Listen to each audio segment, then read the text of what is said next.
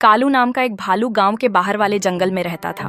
वह देखने में जितना काला कलूटा था, मन से उससे भी अधिक काला था। ऊपर से मीठी मीठी बातें करता था और मौका मिलते ही उन्हें छट कर देता।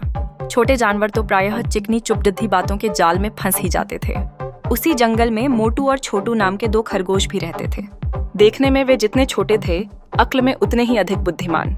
उन दोनों में दोस्ती भी खूब थी। दिन भर दोनों मिलकर उछल कूद मचाते और खेलते रहते। बातों ही बातों में कालू भालू का जिक्र आ गया। सच मोटू, इस कालू के बच्चे ने तो छोटे जानवरों का जीना हराम कर दिया है।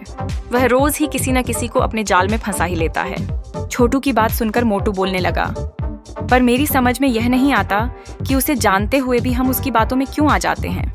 तुम्हारी बात तो ठीक है मोटू, पर अपने साथियों के बचाव के लिए हमें कुछ न कुछ तो करना ही चाहिए। लेकिन छोटू, हम कर भी क्या सकते हैं?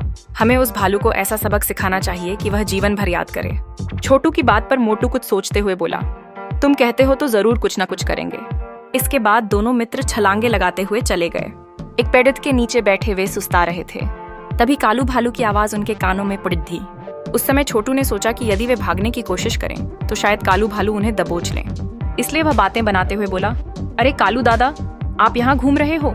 वहाँ गुफा में विचित्र जीव देखने नहीं गए? विचित्र जीव? कालू ने आश्चर्य से पूछा। और नहीं तो क्या, आज जंगल के कोने वाली गुफा में जाने कहां से एक विचित्र जीव आ गया है। उसका शरीर सांप जैसा लगता है, मुंह शेर जैसा और पूंछ लंगूर जैसी।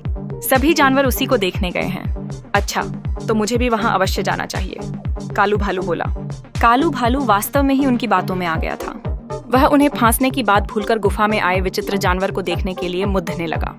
तभी छोटू ने आवाज लगाई, कालू दादा, तुम्हें याद है न कि उस विचित्र जानवर का मुंह शेर जैसा है? उसका मुंह देखकर डर मत जाना। आप ध्यान से गुफा में घुसकर उसे अच्छी तरह से देखना।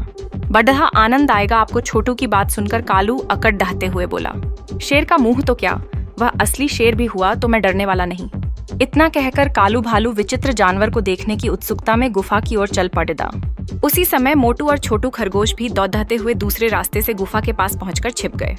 थोड़ी देर बाद कालू भालू गुफा के पास आया और इधर उधर झांककर गुफा के अंदर जाने लगा। सामने ही शेर का मुंह देखकर वह मन ही मन सोचने लगा कि वास्तव में ही वह विचित्र जानवर होगा। बिना किसी झिझक के वह अंदर जाने लगा। कुछ ही क्षणों बाद कालू भालू गिरता पड़े रहता गुफा से बाहर की ओर दौड़ता रहता आ रहा था। बेचारे के शरीर पर कई जगह गहरे घाव हो गए थे। कहो कालू दादा, देख लिया विचित्र जानवर?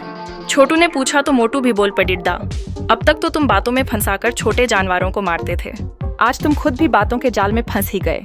कालू भालू की दोनों टांगे इतनी बुरी तरह घायल हो गई थीं कि अब वह ठीक से चलने लायक भी नहीं रहा था।